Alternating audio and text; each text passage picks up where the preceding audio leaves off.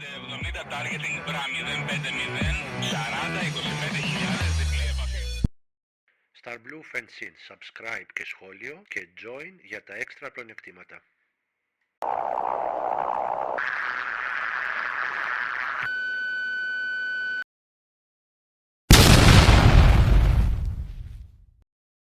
Welcome everybody to X-Fighter podcast. We are very, very privileged to have with us here tonight Air Vice Marshal Kim Osley from the Royal Australian Airforce.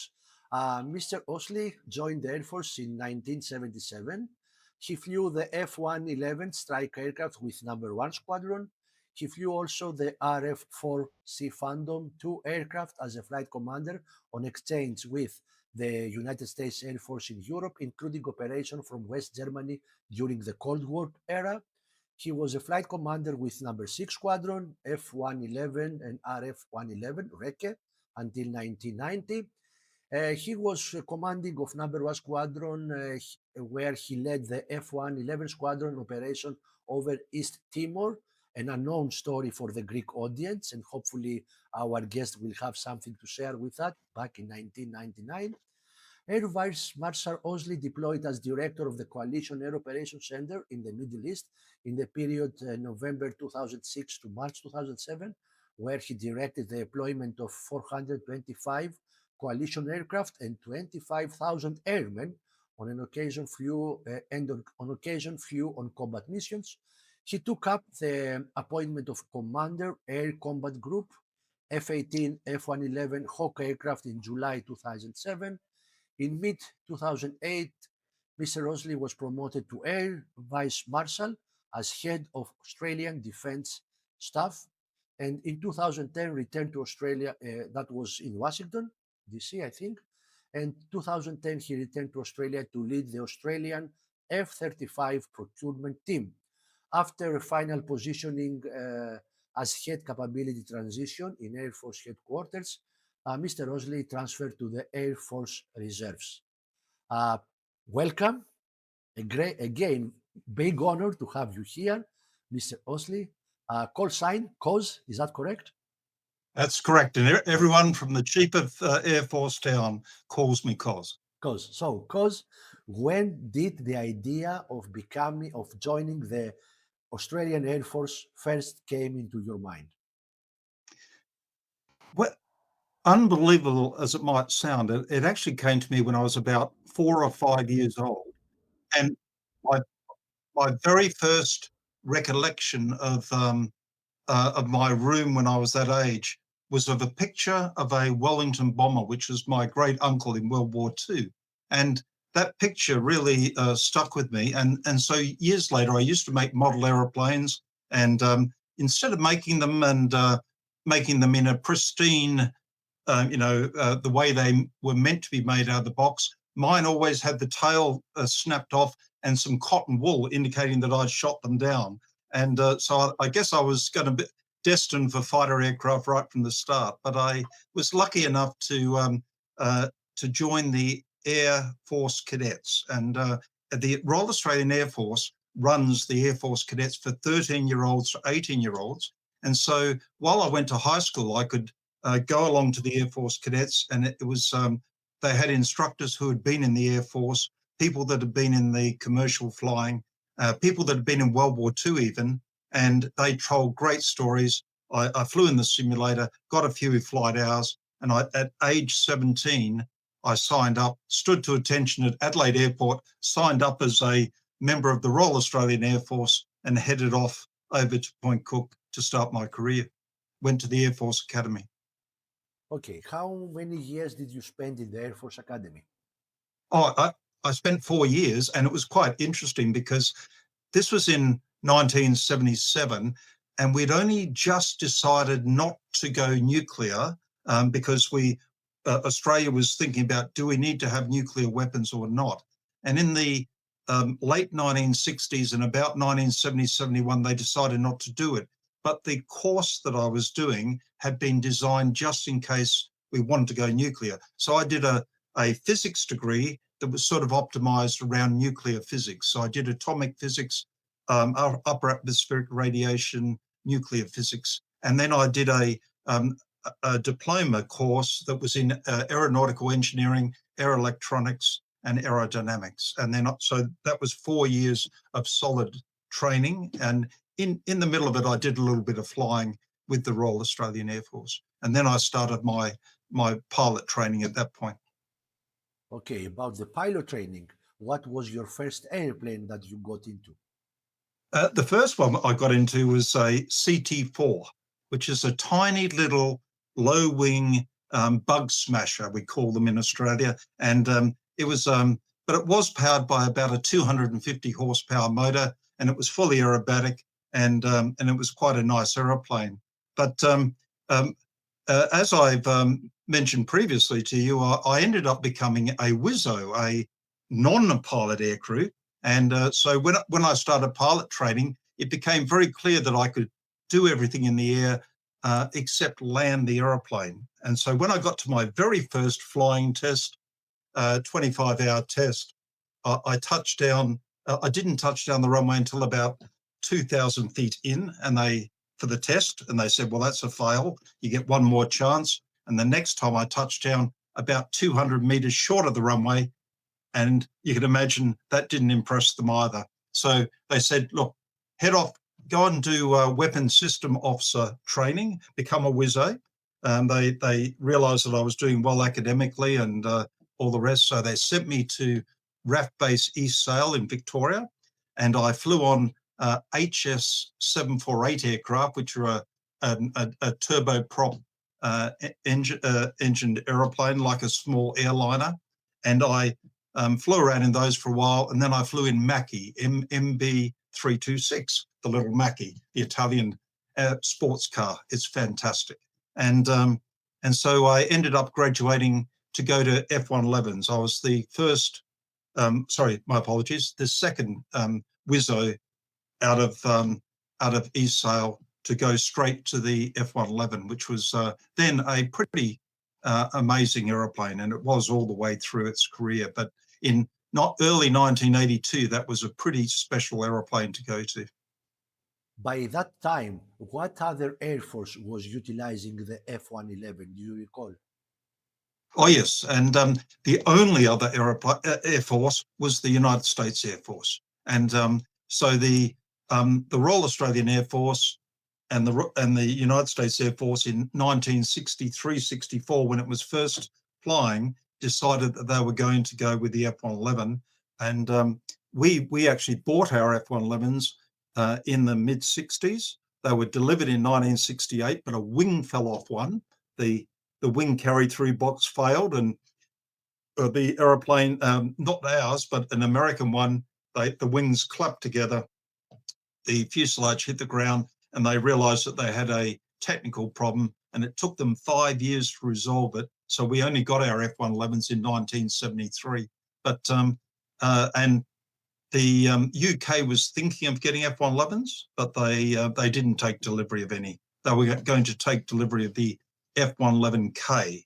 So we bought the F-111C, which is long wing variant. So it's like an FB-111, a strategic bomber, one with the long wings, big brakes, but it had the normal avionics in it.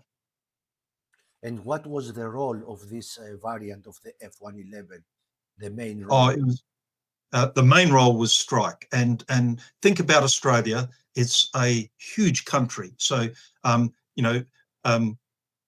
just going internally within Australia is like going strategic distances for anyone in Europe. So going from one side of the country to the other is the same as crossing the Atlantic.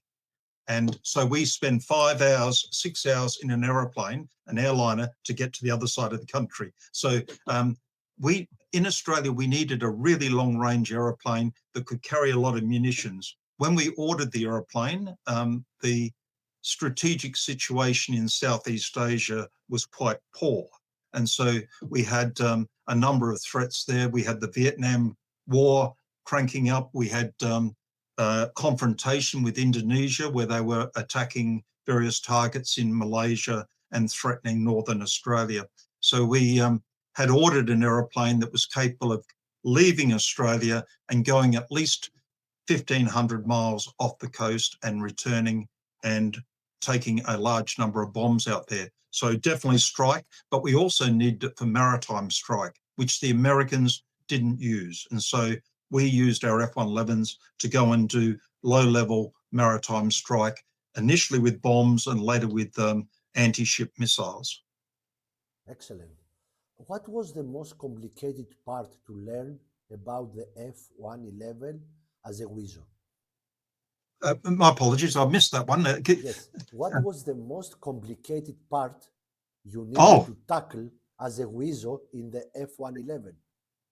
Oh, the F-111 was leaps and bounds ahead of any other strike aircraft when it was produced. It was so its first flight was in 1964, and to put it in perspective, it had a terrain-following radar that could automatically fly the aeroplane, if set up correctly, at 200 feet above the ground at 600 knots, and you could go into turns and it would miss hills and do everything.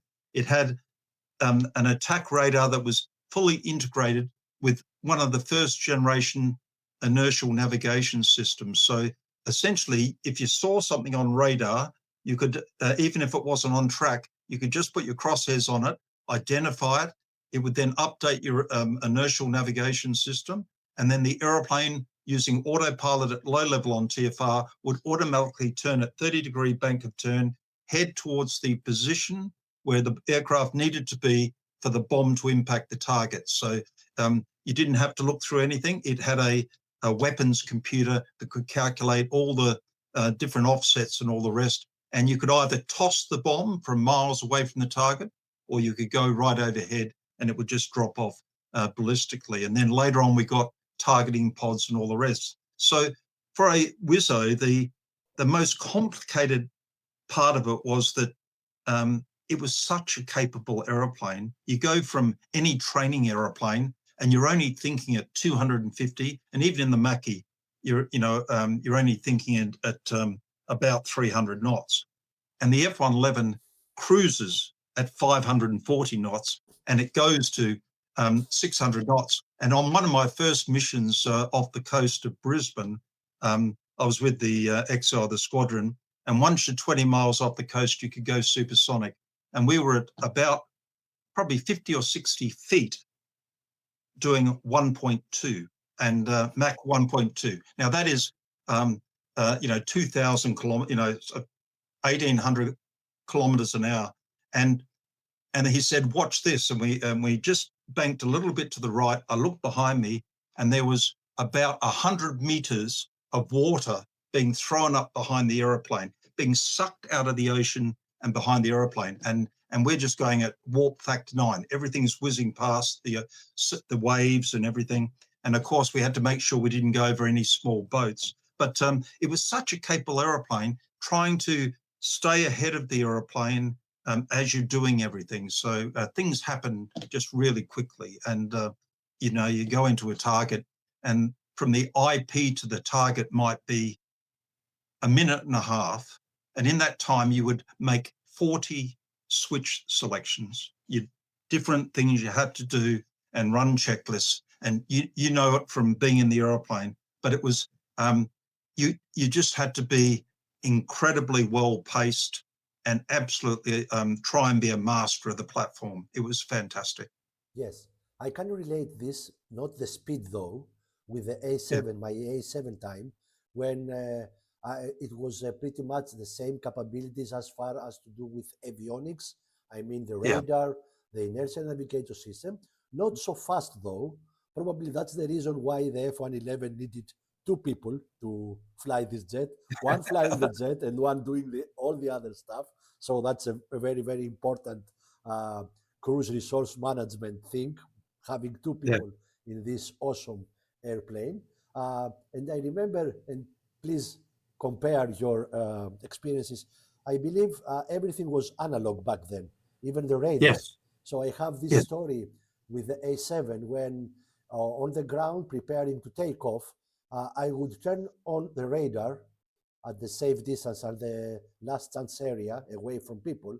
And if the picture was okay in the air-to-ground picture, I wouldn't mind going through the checklist, adjusting contrast, brightness, gain, etc. So I would say I'm very lucky the last guy put it correctly as it should be, so I have a nice picture. Was that the same with the radar of the F-111?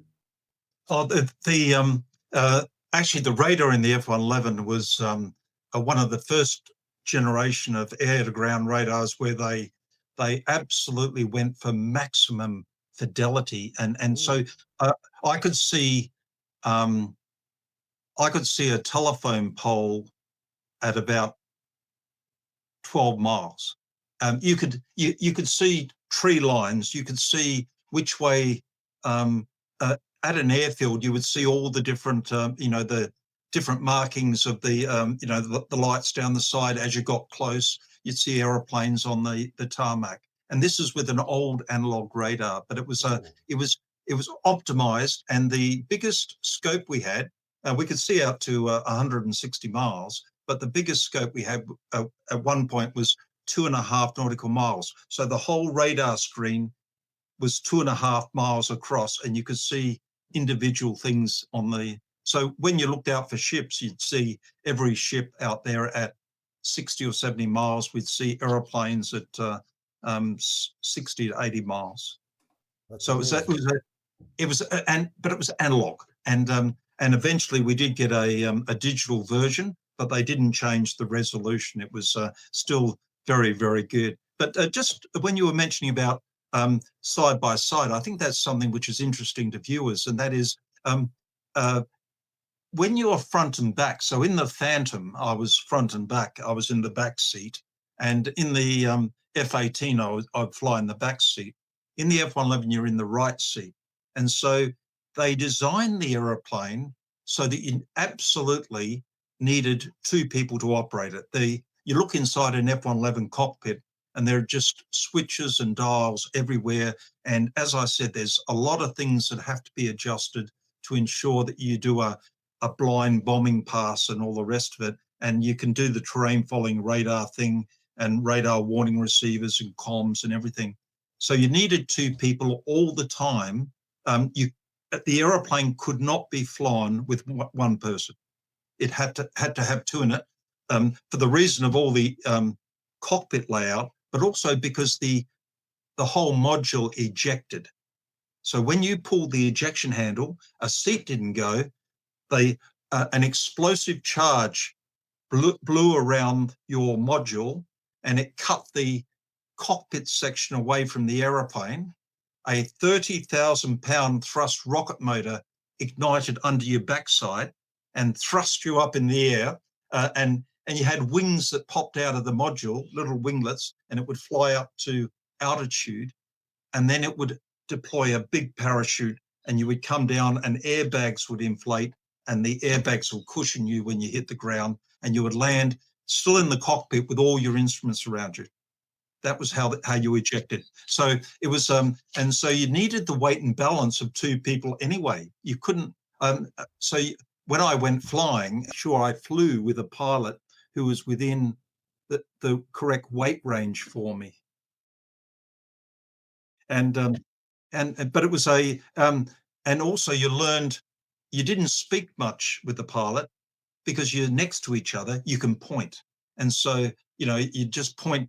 And the only comments you would ever make would be the checklist, engaging TFR or weapons checks. But anything else about turning onto a heading or doing anything, you just pointed, and of course you had a great view for map reading. You had two people looking out the front, etc. Of course, the downside was it was really hard to get visibility out the back.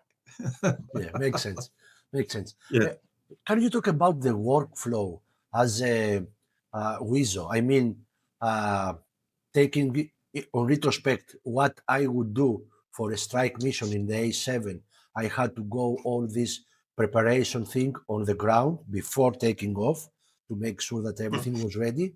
And then mid-flight, I had to do my navigation updates because the INS back then was all mechanical, not laser gyros. And also in the final ingress phase, in the attack, other check. You talk already about 47 switches to flip between IP and target and all that stuff. So in terms of pacing, as a WISO, can you give us an example for a typical air-to-ground, let's say, long strike mission, many, many miles away? Yeah, okay. So a good example is in Australia we have pitch black, where we it's like a red flag exercise, but it's over northern Australia. But we would, for example, we could take off out of Amberley and we could do a strike mission into Darwin. So that is about a 2.5 hour transit at altitude.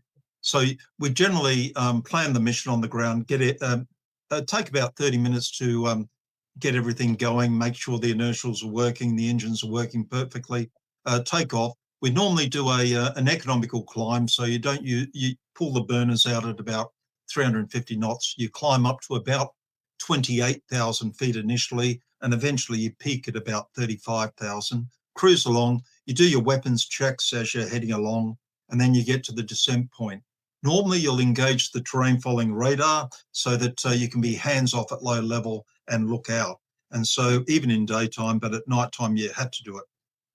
When you engage the terrain following radar, just before you do that, you do an update on the ground, you find something you know, update it, updates the inertial, and then you dialed in or sequenced to the next waypoint.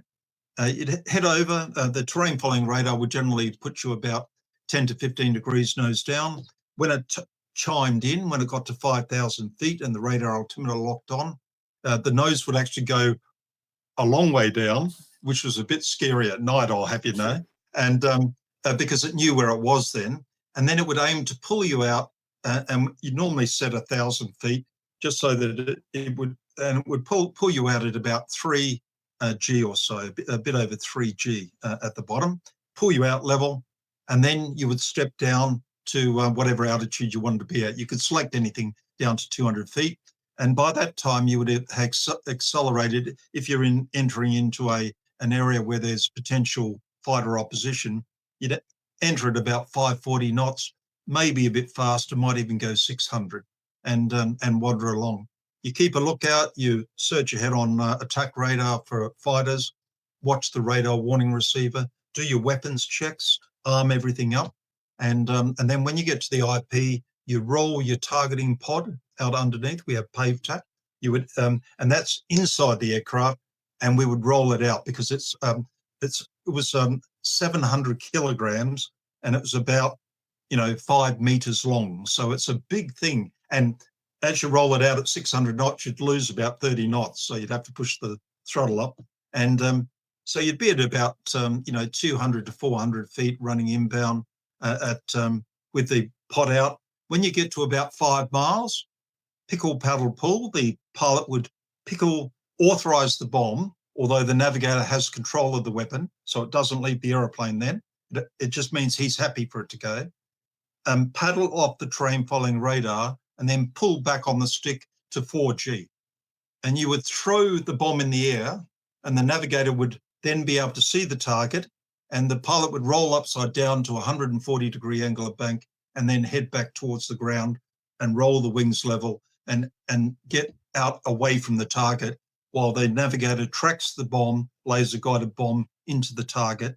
Once the bomb goes off, he would then pull the pod back in, re-engage the terrain following radar, and they would head out of town.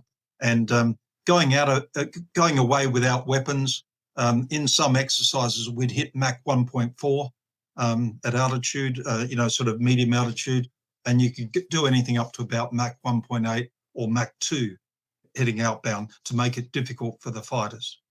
Very impressive and very, very different from what I did in the A7. Tell me something. You described a maneuver that requires the target pod to be able to laze backwards. Is that correct? Yeah. Oh, well, the maneuver is made so that the belly of the aeroplane, where the pod is, can see the target, and you don't have the wings or any other part of the aeroplane getting between the target and the pod, because you've got to be able to track it, and then 5 seconds before impact, you put the laser on, and the bomb tracks the target in those 5 seconds to get meter accuracy or to get very accurate. So what you're trying to do is if you went in and just rolled upside down completely, then you wouldn't be able to see the target.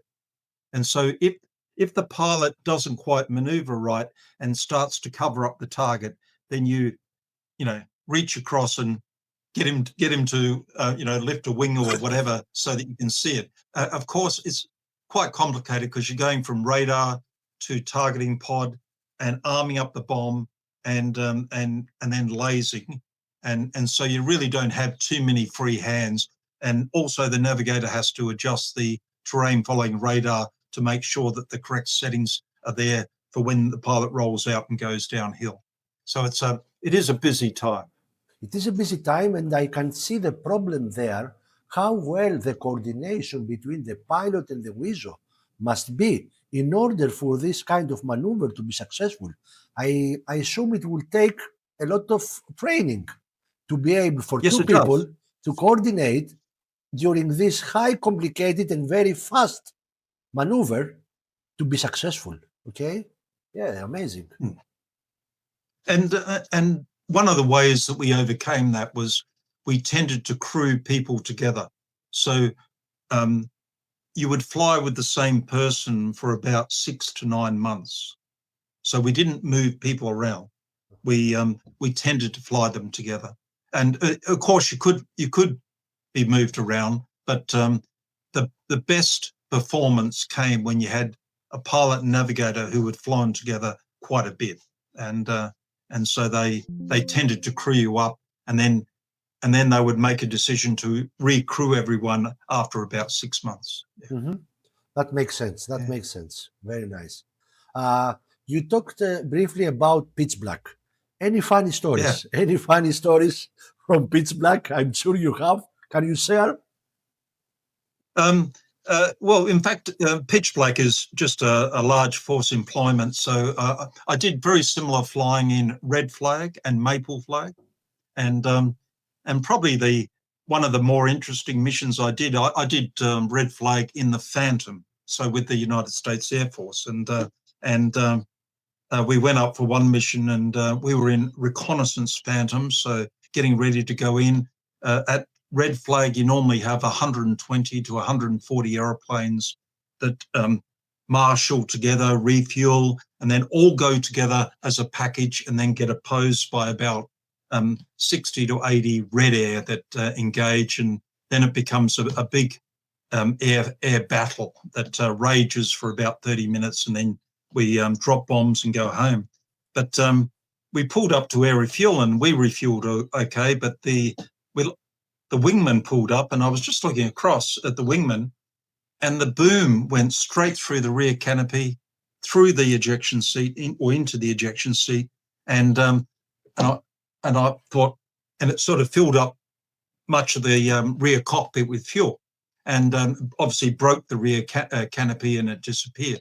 And so I was flying with the CO at the time, and I was a flight commander, and I said, I think they've killed the WISO in our number 2. And they, oh man, he looked across and saw that the boom was just coming out of the rear canopy, and I never saw the WISO after it impacted. So I'm going, I haven't seen him, he hasn't spoken, and so we immediately descended, because of course he would have no pressurization, no oxygen, and we couldn't be guaranteed that he actually had his mask on if he was alive.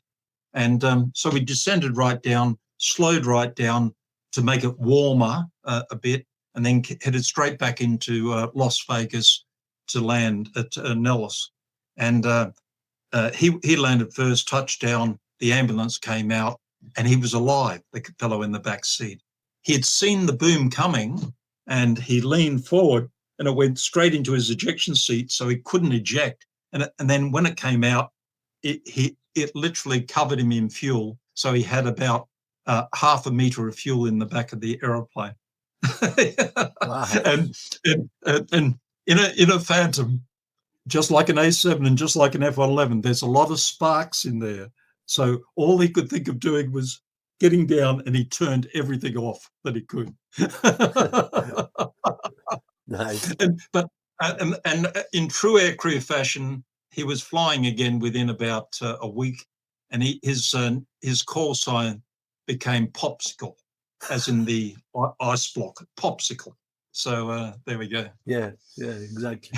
So let's go to the RF-4, the Reconnaissance Fandom exchange.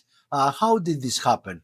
You have been in the WISO in F-111 for how long? Yes.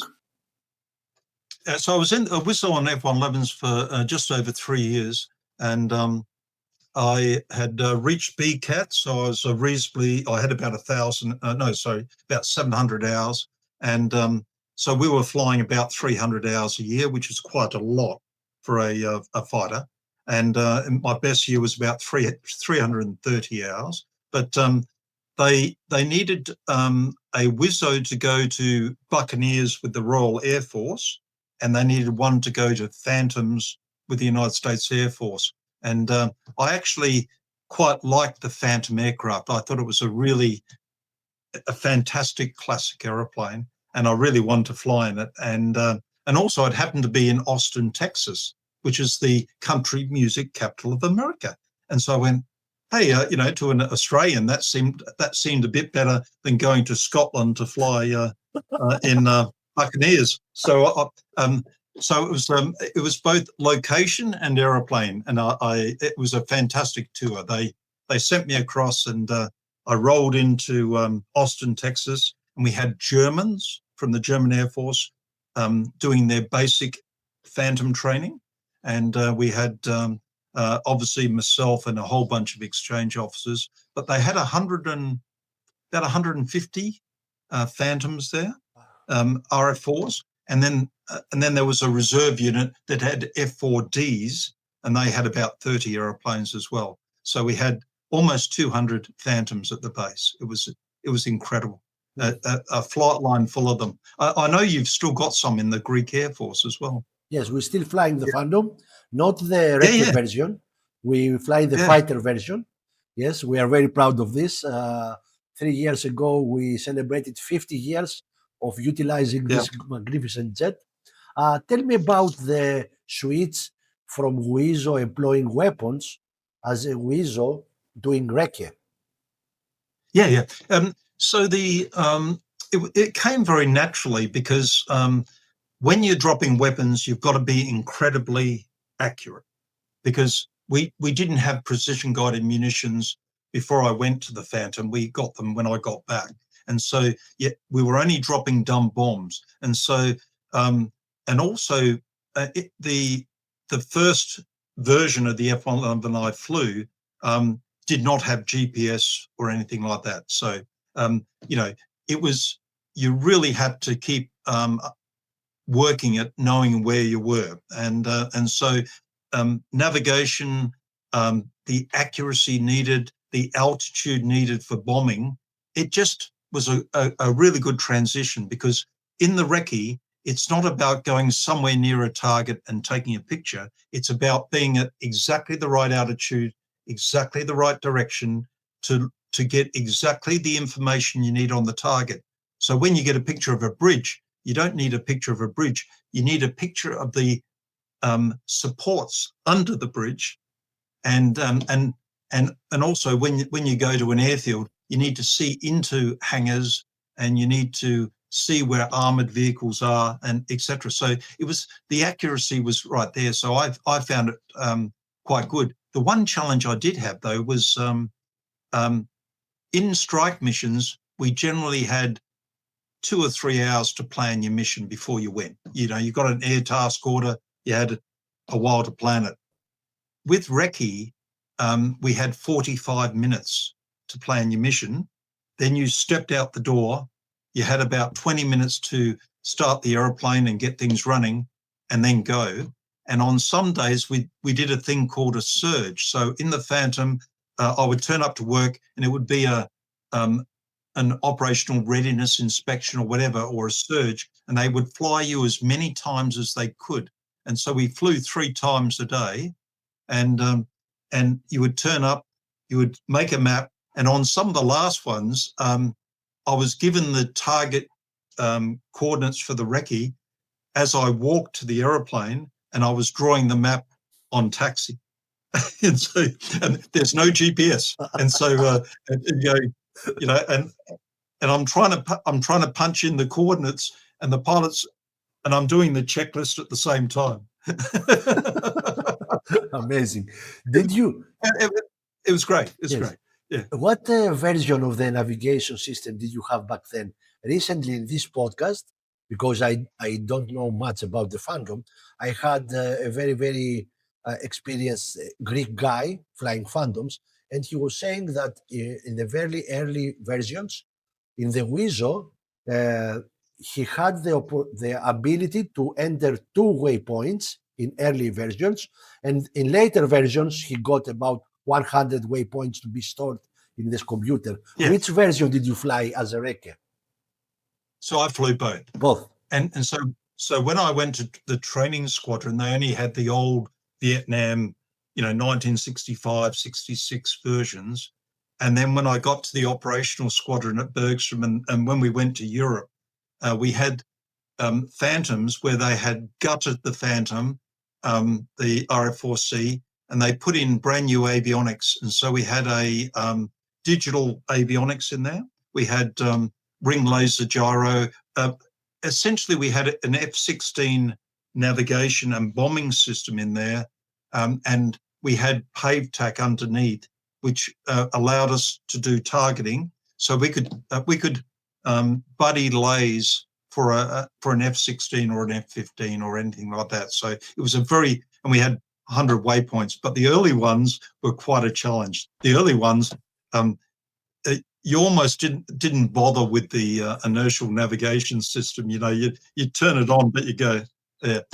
But one thing about those old Phantoms and the digital ones was that they had a form of terrain following radar that was incredibly interesting to operate.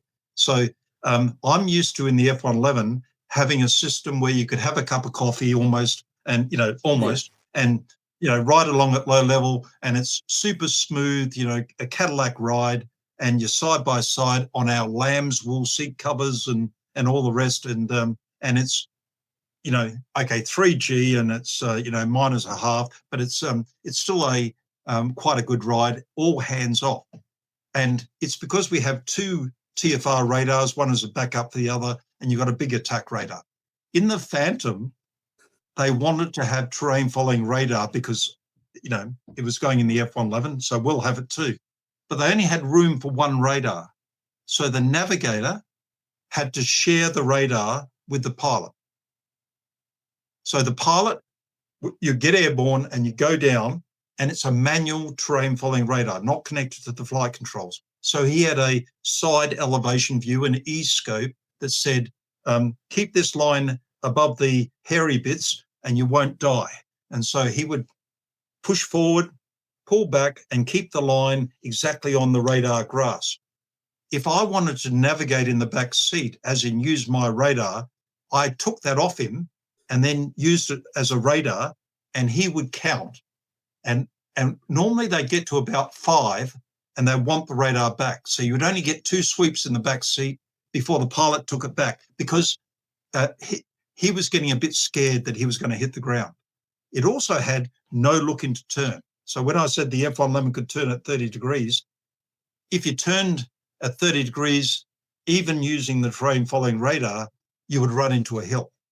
You have to move it 2 degrees, and then you'd have to get the navigator to clear on radar to make sure there was no hill there. And so it was incredibly difficult to fly terrain following radar. It was a very basic system compared to the fantastic system we had in the F-111. But you did ask about, the RF-4C versus the RF-111, and what were some of the interesting things when I went to across to the United States across to the United States Air Force. Well, the first thing was obviously a large number of aeroplanes at the base. And on one of the first missions, I was doing a night mission. It was a surge. And so it was about my second or third time flying for the day. And in Australia, I'd never really had to worry about which aeroplane I was going to be in because we only had 4 reconnaissance aeroplanes. There were only 4. And so, you'd go out there and the aeroplane you were going to take was the one where the maintenance people were standing next to it. So I just had a habit of never really paying attention to which aeroplane was mine. So I got given the targets. I was busy making a bit of a map and then I desked out, which meant, was told, go out, jump in the truck. And I assumed that the truck would know where my aeroplane was. So I'm in the truck and we're heading out to the flight line. And the fellow says, which aeroplane are you in? I went, oh, and is it this one? And I looked out and I went, and there's 150 aeroplanes. And I went, yeah, okay, that must be it. So because there was troops next to it and they had all the power all connected up. So I thought, it's got to be, if it's ready to go, it's got to be the right one. There's only a couple of us out here really taking off right now. So I hopped out, did the pre-flight, hopped in, I'm in the back seat, and they're taking the ladder away. And at that moment, I looked to my right and I saw my pilot in the aeroplane next to me. And I went, I must be in someone else's aeroplane here. Bugger. So I called the crew chief back and he put the ladder up and he said, yes, sir. So what's wrong? And I said, I've been sent out here. It's part of the ORI. I'm meant to inspect the quality of your aeroplane and make sure that it's ready to go. Yes, it's perfect. I've never seen a better presented aeroplane. Excellent. I'll give you a really good rating on this one. And he goes, oh, thanks, sir. I've got to get out now. And so I hopped down, gave him back the forms and all the rest, saluted him, and then walked to the next aeroplane, hopped in it, and we took off. And the pilot, as I came up the ladder, said, where have you been? I was a bit too embarrassed to tell him that I was such a bad navigator that I couldn't even find the aeroplane, let alone, but we managed to find the targets once we were airborne. The other interesting story for the viewers would be that the Phantom, and I'm sure it's the same with yours, is from a generation of aeroplanes where they have a few vices. And so the Phantom, if you went to high angles of attack, and particularly with the hard wing Phantom, which we had in the C model, which has spoilers on the top of the wing and flaperons underneath, it doesn't have slats like your nice Phantoms have, it would violently depart if you used Aeron, if you used the flaps and the slats, the flaps and the spoilers at high angles of attack. And so we went out for an aircraft handling ride and we had a ALQ-131 electronic warfare pod under the wing of the aeroplane. And we started to pull about 6.5 G and we got to 6.5 G and the pilot must have just had a little bit of Aeron in there and the aeroplane just snap rolled, departed. It just stopped flying. And, we were doing it 500 knots or so from about 20,000 feet. And within the space of what seemed like a few seconds, we were at 10, 12,000 feet and contemplating ejection. But we did the bold face and eventually we recovered out at the bottom of the maneuver. But it was an incredibly violent maneuver. But, it's one that all aircrew prepare themselves for. You learn your bold face. But the Phantom could bite people quite hard. And so when I went to Phantoms, there were 5 of us, 5 Wizzos on the course. 2 of them had been killed in accidents by the time I came home 2.5 years later. So, so they both died in accidents that were caused by high angles of attack and losing control. So it had a bit of a vicious side to it. Yeah. Yeah. that things happens. What can you say? It does. Yes, what can you Yeah. say? How much time did you spend in Texas before going to Germany with the Phantoms? Oh, I was there about 2 years, and I was a flight commander after about a year, and so which was fantastic. I think I was 27 years of age and a flight commander. So it's a it was normal back then. That you became, in your case, you become a flight lead, or you become an aircraft captain at quite a young age, but it was a great deployment. They rang us up in the middle of the night. They didn't tell us that it was an exercise until we were at top of climb. So I'm at home. They ring up and they say, we're launching the aeroplanes. There's been an issue in Europe, and we got to our base in Texas, and they had 18 aircraft ready to go. We had 36 tanker aircraft spread out across the Atlantic. We went into a briefing room. They briefed us about how to do it.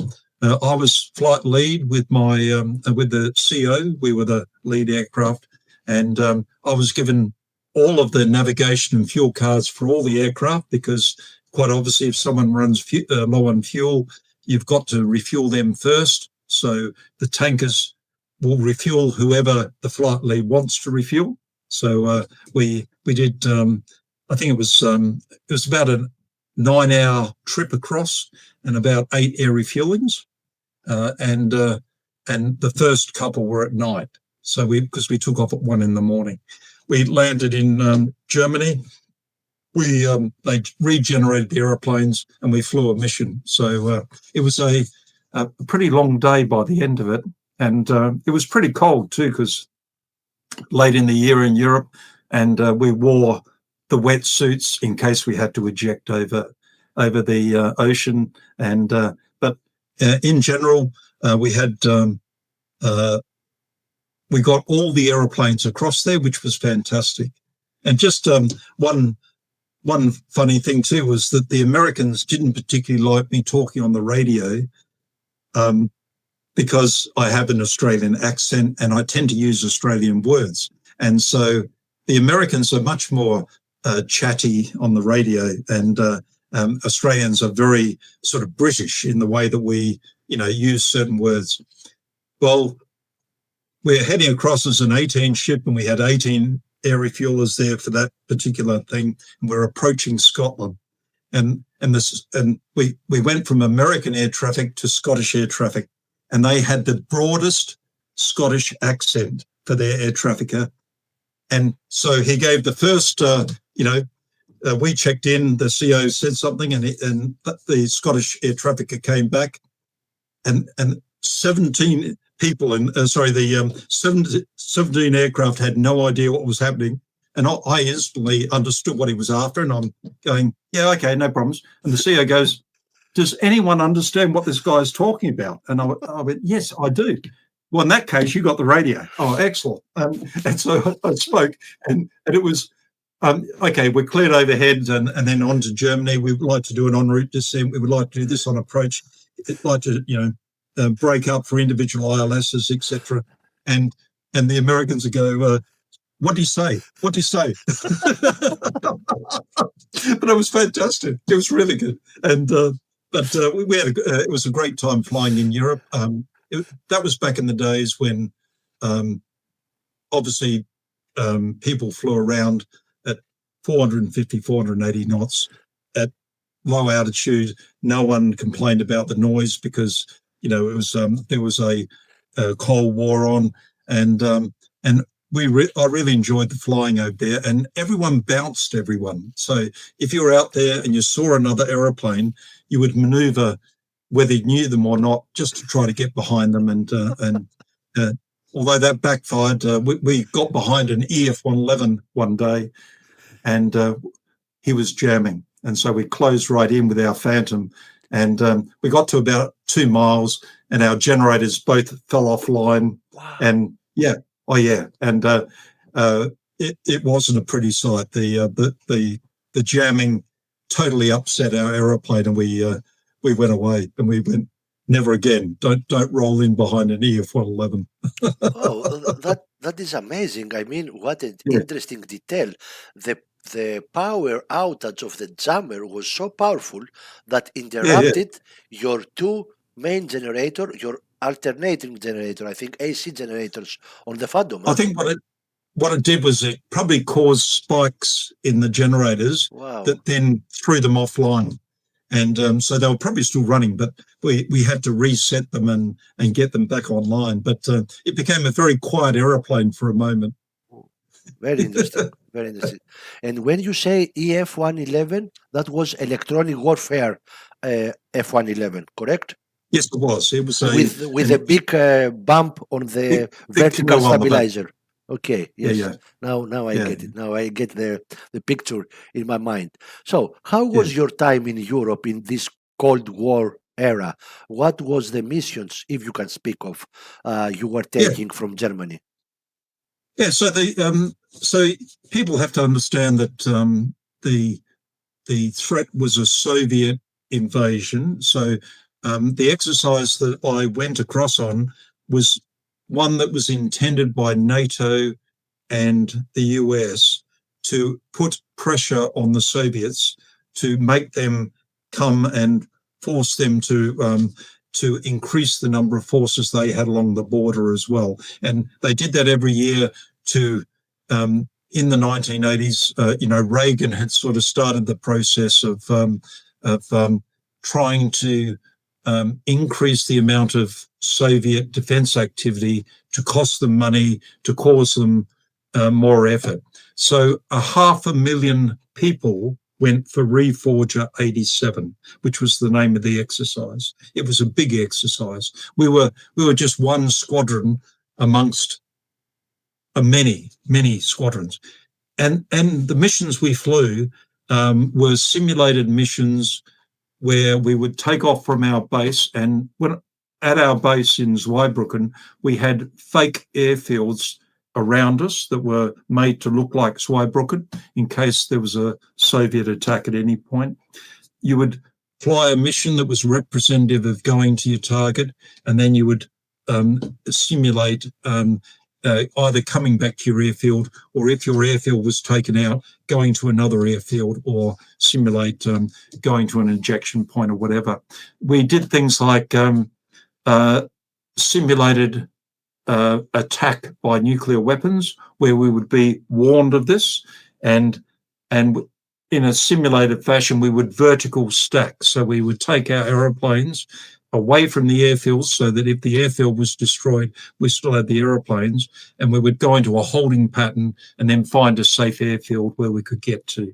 We always flew in nuclear, biological, chemical conditions. So, but often with the suits, you'd have the suits, and you'd strapped to your thigh would be various needles in case you had a nuclear, biological, chemical threat.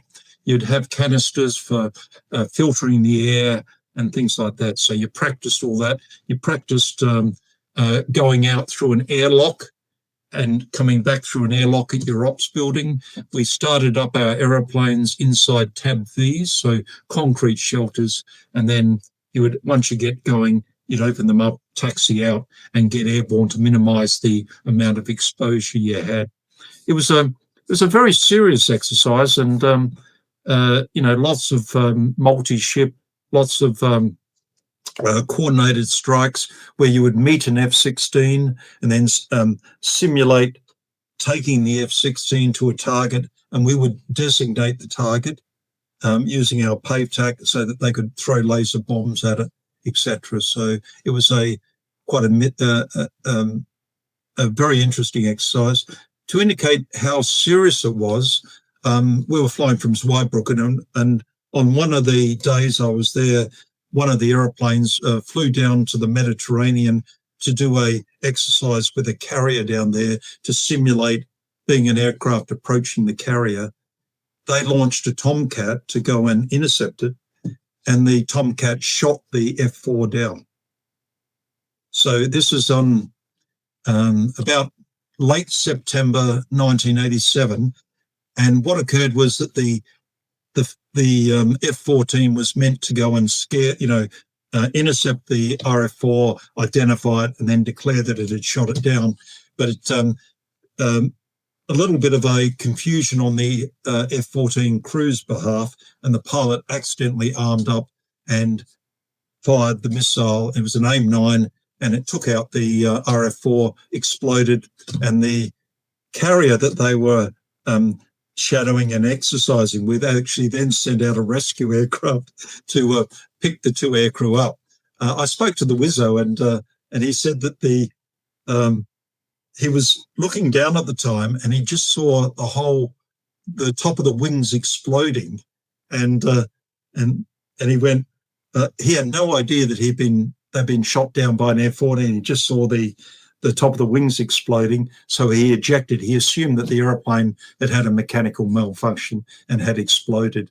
It was only after they got on the carrier that the pilot, the captain of the ship, said, "I think we accidentally shot you down." And the crew said, "I thought we were all on the same side." So it was a fantastic. It's a one-liner which lives in recce, infamy. That one, but but it shows how serious they were. Yeah. And probably on a sad note, the exercise of 500 million people had a budget of 50 members could be killed, and they still considered that acceptable. So people, army people were being run over by tanks, aeroplanes were hitting the ground, people were being killed in accidents.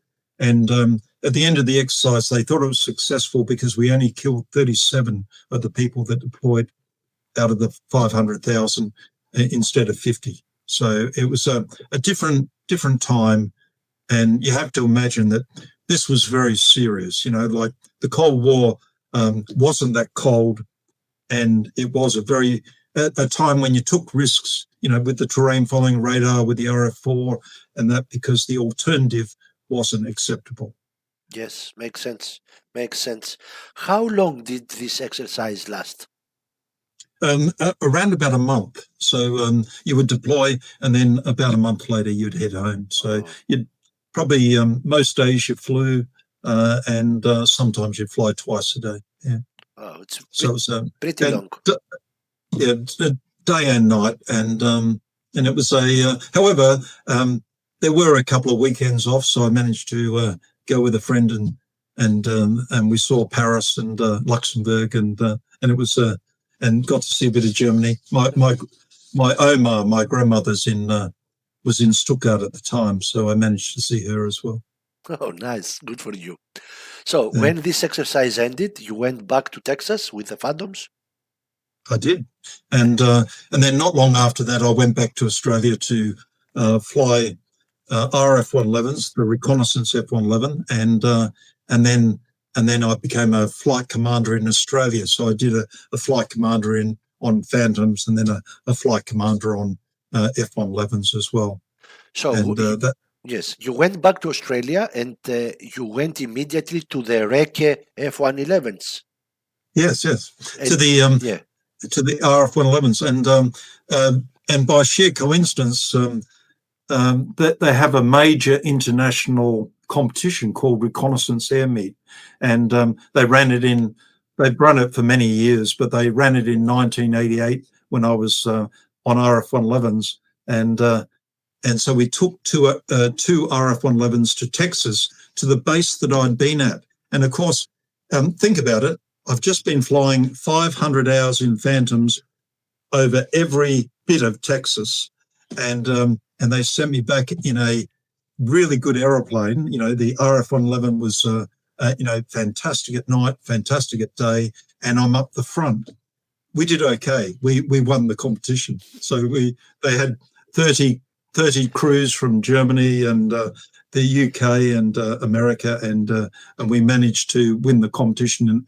We got top crew, so top crew out of all the 30 or so crews. So it was I was flying with a fellow, Mike Sinclair, he was a tremendous guy, but he was brand new on the aircraft. He'd been flying C-130s, and he only had he probably only had 100 hours F-111 when we went to the competition, but he was a great hands-on pilot, and we really bonded, and it really worked out well. But it was I used all my knowledge of Texas, and I also used a bit of rat cunning. I sort of knew how fast we needed to go to make sure that the F-15s and the F-16s lost interest in us, and because they had aeroplanes to bounce us, and it worked out really well. Yeah, experience matters always. Experience yes, matters. It does. It's a very it makes up for a lot of things. Yes, makes up for a lot of things.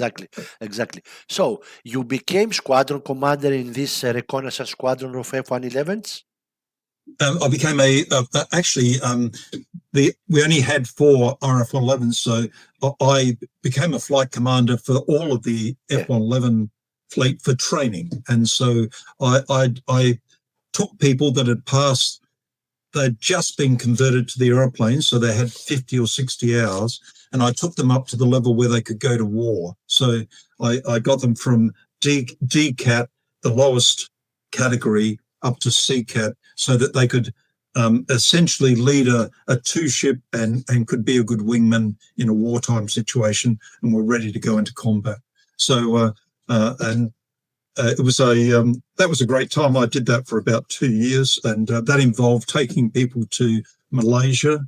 So take the F-111s up there, fly in the integrated air defence system against the Singaporeans, sometimes the British and the Malaysian Air Force, and doing maritime strike and counter air against F-16s, F-4s and A-4s and other aeroplanes. Excellent. And what about the East Timor crisis? For our Greek viewers, can you please give a short explanation of this, as well as your role in it? What was expected from you if the war went hot, for example? Yeah, sure. So I happen to be the commanding officer of number 1 squadron, F-111s, which had recce and strike aircraft in it, and at Amberley. And I was commanding officer there all through 1998 and into 1999. Early in 1999, Indonesia and Portugal agreed that a referendum should take place for the independence of East Timor. So East Timor was originally a Portuguese territory. It had been invaded by Indonesia in 1975, and Indonesia and Portugal decided we'll leave it up to the people of East Timor if they want to have independence, because they'd been fighting ever since 1975 between the Indonesians and the pro-Portuguese, pro-independence movement. And so in late August of 1999, it became obvious that militias were crossing from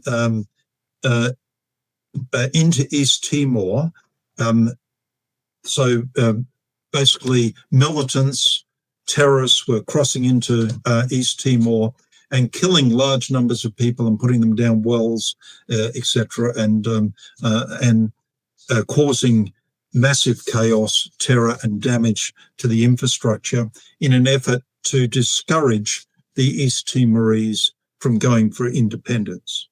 So Australia anticipated that when the election came up, there would be a massive problem with the militias and maybe Indonesian forces coming in and others into East Timor. So the Australian Defence Force decided to deploy a number of forces to Northern Australia, including the F-111. So I got at a couple of hours' notice, we want you to launch your squadron up to RAAF Base Tyndall. And so we took we took a large number of aeroplanes up to RAAF Base Tyndall.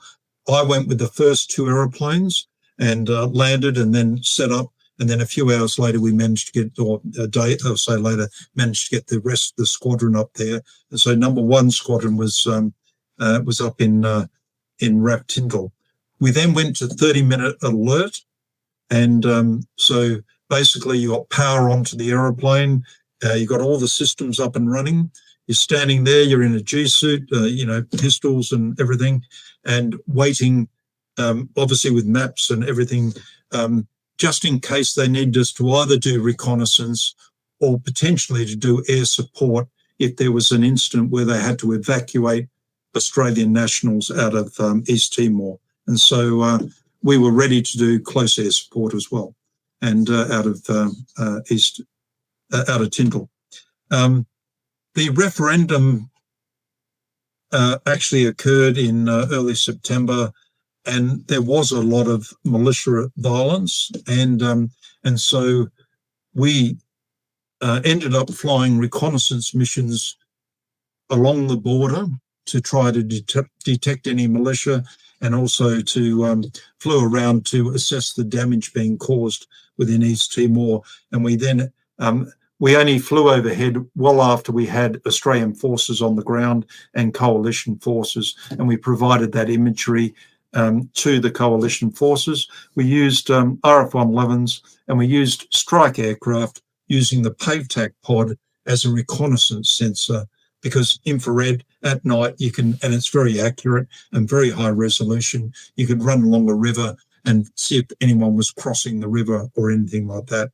And of course, the F-111 didn't need air refueling because it could take off out of Tyndall, fly up to East Timor, hour and a half, spend 2 hours in East Timor, and then fly an hour and a half home. So it was, it had 5, 6, 7 hour endurance. So it was able to go and do the missions. We generally flew about 40 to 50 targets on each mission. So quite a, different things that people wanted to see.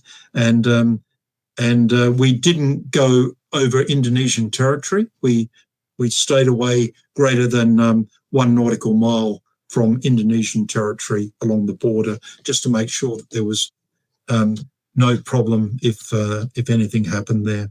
We did, a lot of the imagery had lots of damage to things, so bridges that had been wrecked and blown up, and buildings that were destroyed and things like that. So it was really like a battle zone on the ground. Yeah.